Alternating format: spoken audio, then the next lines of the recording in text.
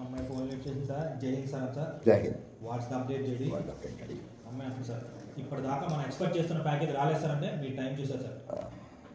ఎక్కడో ఏదో తప్పు జరిగించేది. ఎక్కడో ఏదో తప్పు జరిగింది. నాకు తెలిసి ఈ పాటికి ట్రక్ సిటీలోకి వెళ్ళిపోయింది. ట్రక్ సిటీలోకి వెళ్ళిపోయి ఉంటుంది. ఆమె షాక్ అయ్యి సార్ అన్నాను సార్, మీరు సార్ ఈసారి మీరు కూడా ఎక్స్పెక్ట్ చేయకుండా, ఈసారి మీరు కూడా ఎక్స్పెక్ట్ చేయకుండా నిన్ను కూడా దాటుకుని డబ్బు వెళ్ళిందంటే, దాటుకుని ట్రక్ వెళ్ళింది అంటే యువరాజ్ ఏదో పెద్ద ప్లాన్ వేశాడు. యువరాజు ఏదో పెద్ద ప్లాన్ వేసినట్టున్నాడు. ఆమె మళ్ళీ షాక్ అయ్యి సార్ అని చెప్పేసి హోమ్ మినిస్టర్ నుంచి ప్రెజర్ ఉంది జేడి.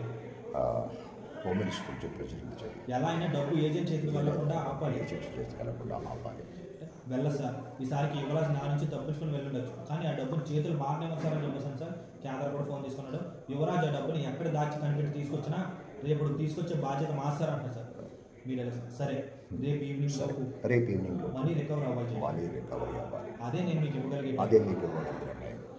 చాలు సార్, ఈ లోపు డబ్బుని చేరుకునే బాధ్యత నాది అని చెప్పేసాను సార్. మీరు ఫోన్ కట్ చేసేసారు. గుడ్. జై హింద్.